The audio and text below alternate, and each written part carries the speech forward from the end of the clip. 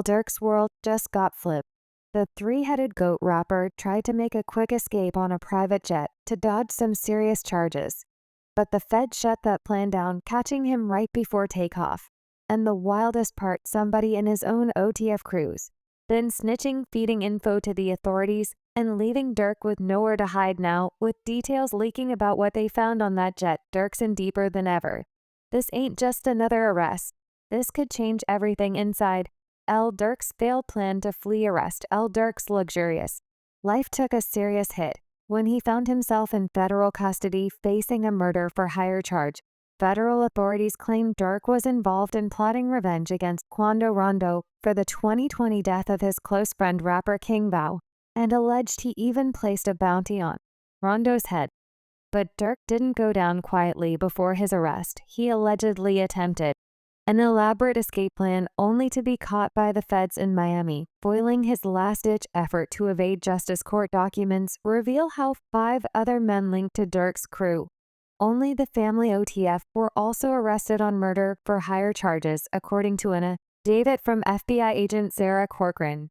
Durk's crew used credit cards linked to OTF to fund the plot, securing flights and covering other costs. The affidavit also states that Durk put a bounty on Rondo's head, allegedly seeking revenge for the death of King Vo as federal agents.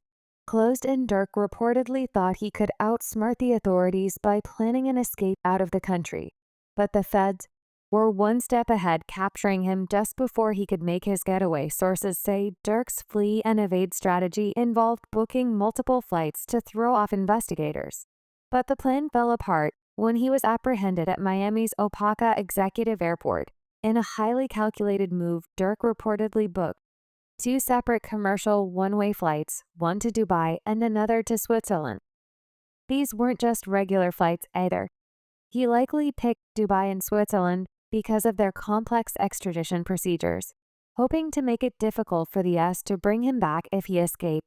But even after booking the flights, he didn't board either one, as if testing the waters to see if authorities would catch on when the feds were still watching. Durk made one last attempt by arranging a private jet to take to Italy with no commercial flight records. He might have thought he could slip away quietly, but just an hour before the jet was scheduled to leave, federal agents closed in, detaining Durk on the tarmac and effectively ending his hopes of freedom. Durk's plans to flee the country sparked debate among fans and the media, with some questioning whether he truly intended to escape or if it was all a misunderstanding. Bradford Cohen, attorney for fellow rapper Kodak Black, chimed in on the case, claiming that Durk was just trying to see if he had a warrant. Cohen argued that if Durk really wanted to escape, he would have picked the country with no extradition agreements, like Vietnam, instead of Italy or Switzerland, where authorities could quickly bring him back to the States. However, hip-hop isn't new to high-profile escape attempts. The most famous example is Take, who went on the run after cutting off his ankle monitor and releasing the viral hit The Race, bragging about his attempts to avoid capture. Take's evasion only added to his notoriety, but it eventually caught up with him, landing him a 55 sentence. Durk's escape plan wasn't as bold, but had it succeeded, he'd have been branded as another rapper who chose the fugitive life over facing charges in court. Running from the law comes with serious consequences. According to U.S. law, fleeing from prosecution makes a person a fugitive, which can worsen their legal situation significantly. Had Durk escaped to Italy or Switzerland, extradition proceedings would have likely brought him back within weeks, and the act of fleeing could have influenced the judge to impose a harsher sentence if he were convicted. Attempting to dodge justice also extends the statute of limitations on the crime, making sure the charges don't simply expire over time. Durk's situation is a reminder that trying to flee only complicates a case. If he'd successfully left us soil, he could have faced extended prison time or additional penalties. Some might say that his escape attempt was desperate or reckless, but it's clear that he knew the risks were stacking up and tried to act before he was taken into custody. As Durk's story unfolds, fans can't help but draw parallels to his 2022 track Federal Nightmares, with lyrics like "Now I'm having federal nightmares, and when trial come, it ain't your phone, it be your homie." Though Durk seems to foreshadow his own run-in with the law, These lyrics have taken on a whole new meaning, going viral as fans analyze each line for signs that Durk might have seen this coming. He even rapped about betrayal and loyalty, warning that friends could turn on you, as if he already knew that not everyone in OTF was as loyal as they seemed. In one verse, Durk says, "Delete my iCloud if I think they really on me," though hinting at a deeper awareness of surveillance and legal traps. Fans have been sharing clips of the song, claiming Durk practically predicted his own situation.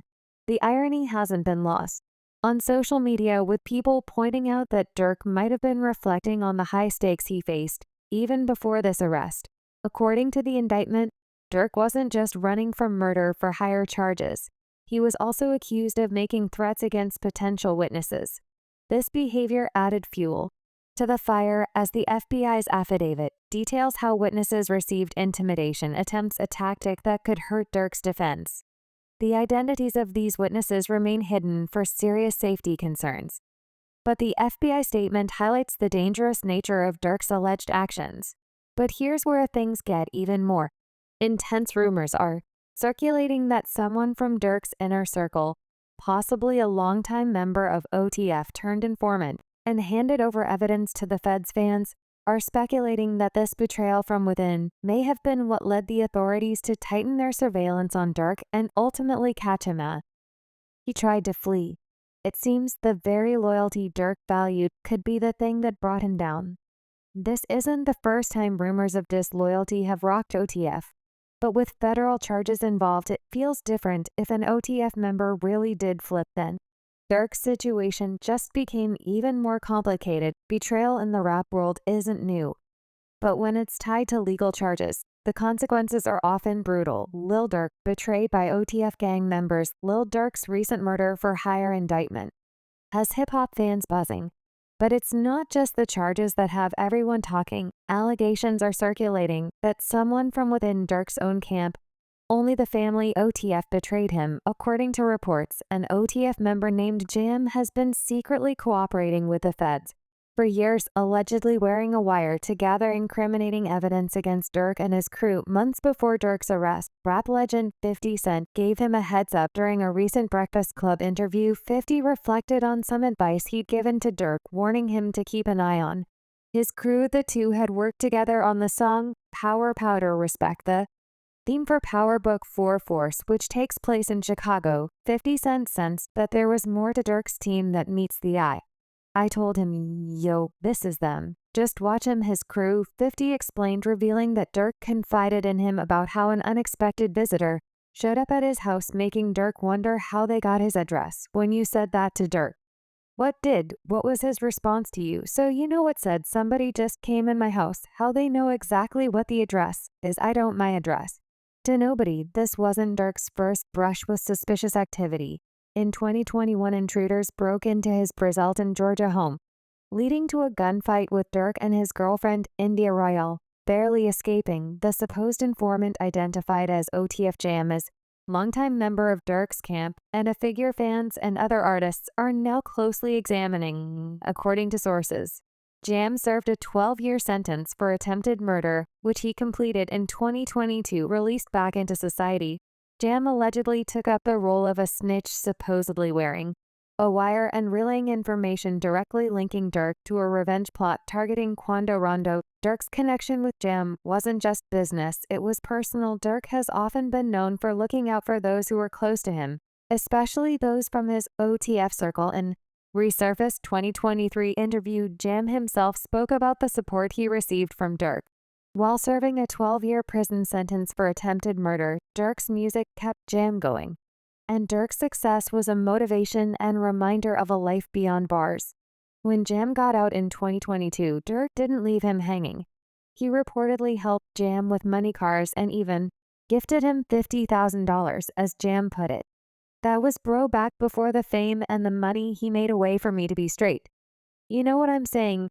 He said, "Jam, get out that Jam. I give him 50. He ain't got to ask again, bro, like you know what saying, he ain't got to ask out."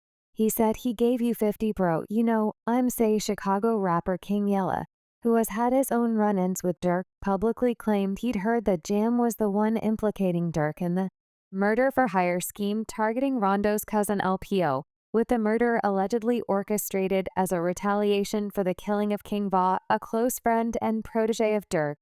The whole situation has sparked serious questions within the hip-hop community. According to FBI documents, Jam didn't just talk. He reportedly went above and beyond, recording conversations with Durk and other OTF members. Many believe this insider information allowed federal agents to construct a detailed map of OTF's activities. A conversation between DJ Academics and Trench's News sheds even more light on the situation when Academics asked about Jam alleged reaching out to Durk's camp for legal support. Trenches explained that Jam's baby mama called Durk asking for a lawyer, but Durk didn't respond. According to Trenches, Jam felt slighted by Durk's lack of support, leading to him spilling the tea to authorities. Trenches added more fuel to the fire, pointing out that Jam was reportedly listening in on other incidents involving OTF members and that everyone in the crew now believes he flipped. He highlighted the power dynamics within crews like OTF, where loyalty is often bought with money, but betrayal can be just as quick if one feels slighted or overlooked. Jam's actions highlight the intense loyalty and power dynamics within groups like OTF. As a collective born out of Chicago's drill scene, OTF isn't just a music label, but a family. Many of its members grew up in rough neighborhoods and have been through intense situations together, forming tight bonds over shared struggles. This was especially true for Durk, who founded OTF in 2010 and has since built it into a well-known name in the hip-hop world. He even went from being signed under French Montana's Coke Boys label to partnering with Empire Distribution and signing a deal with Alamo Records, taking OTF to new heights. But as Durk rose, so did the stakes, and the pressure to keep everyone happy within OTF became more intense. Jam allegedly felt unappreciated and turned on Durk secretly cooperating with law enforcement. His actions underscore the harsh reality of life in the music industry. When trust is broken, the consequences can be devastating. 50 Cent's advice to Durk resonates deeply now, especially as he warned him about the potential dangers of entourages. In the interview, 50 compared his own experiences of keeping an eye on those around him to Durk's situation. He joked about grilling his people, asking, "Where were you at on Thursday at 3 o'clock? But beneath the humor, the message was clear.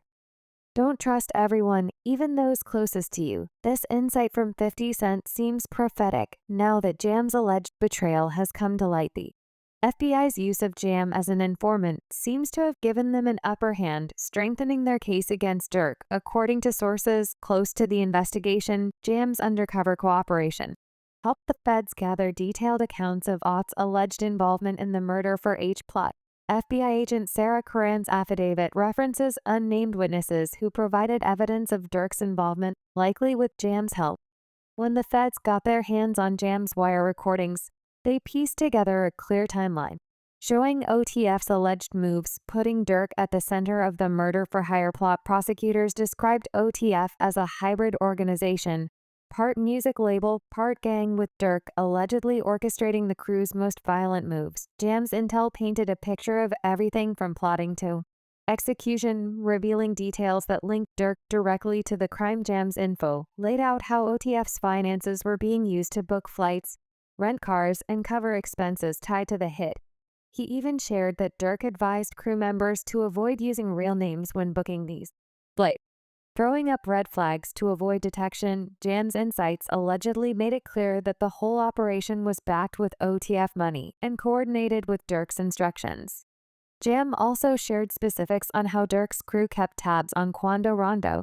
The crew reportedly used burner phones and real-time updates to track Rondo's movements around La. Jam supposedly knew the spot they hit the setups and exactly how they coordinated in the days leading up to the attack. When it came to overt actions, Jam didn't hold back. He told the feds about Off's purchases, sneaky rentals, ski masks, and even firearms, including a fully automatic weapon that would later be linked to the crime scene. His cooperation gave the authorities crucial evidence to back up every move Durk's crew made, strengthening the feds' timeline and the charges Durk now faces thanks to Jam's recordings.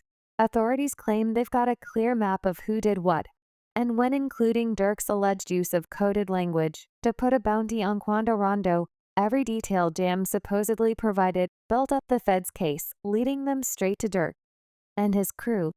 This kind of betrayal within a close-knit group is devastating for someone like Durk, who's always emphasized loyalty in his music, with Jam's alleged role in gathering information for authorities.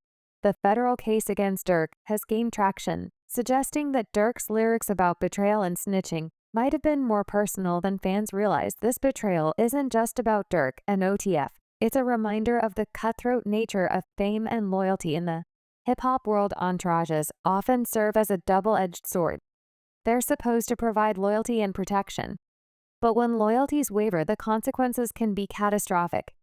Many rappers, including legends like 50 Cent, have had to manage their circles carefully, knowing that even a close friend could turn on them under the right pressure. Durk's story brings up deeper questions about trust in the streets and the pressures of fame. Many young rappers rise quickly, surrounded by friends and family who share in the success. But when that success turns into allegations, it's often the same inner circle that ends up testifying against them. Lil Durk's now dealing with more than just the feds. He's dealing with betrayal from his own camp. And if Jam really did snitch, Durk's loyalty is now a two-way street turned one-sided, adding even more weight to the charges he's up against. Meanwhile, since Lil Durk's arrest, reactions in the hip-hop have been divided. Contrasting reactions to Lil Durk's arrest. In the face of serious charges, Durk's family has stood firmly by him. His son Zayden Banks took to Instagram to share a heartfelt statement defending his father's character and praising his commit to their community. He's a great father who's always supported us, Zayden wrote, reminding fans of Durk's contributions through his nonprofit Neighborhood Heroes, which works with at-risk youth. Durk's father, Dante "Big Durk" Banks, also showed support by attending his son's initial hearing in Miami, keeping close to Durk's lawyer, Alex Ubeda. Despite the cameras and questions, Big Durk stayed quiet, emphasizing the family's focus on supporting Durk through his legal battles. The rapper's next hearing will take place in California, and his family is expected to be by his side, showing solidarity as the trial progresses. The support isn't limited to family and close friends. Thousands of fans worldwide have rallied behind Durk, with Ghanaian supporters even organizing a demonstration demanding Durk's release, wearing OTF shirts and carrying banners. They walked the streets on October 28th, showing that Durk's influence and impact extend beyond the United States. This kind of international support underscores Durk's global reach and the loyalty he's built over years of sharing his story through music. While Durk's supporters stand by him, others have used his arrest as an opportunity to mock him. Controversial internet personality Charleston White, who's known for his harsh criticism of hip-hop culture, took to social media to gloat about Durk's situation. "The chickens coming home to roost," White said, expressing satisfaction at seeing a prominent rapper facing legal trouble. White, who was recently arrested on charges of assault with a deadly weapon and cruelty to non-livestock animals, went on to mock how fans reacted differently to his arrest. Compared to Durk's, "Ain't nobody laughing at Durk like they was laughing at me," he pointed out, calling out fans who had celebrated his legal troubles.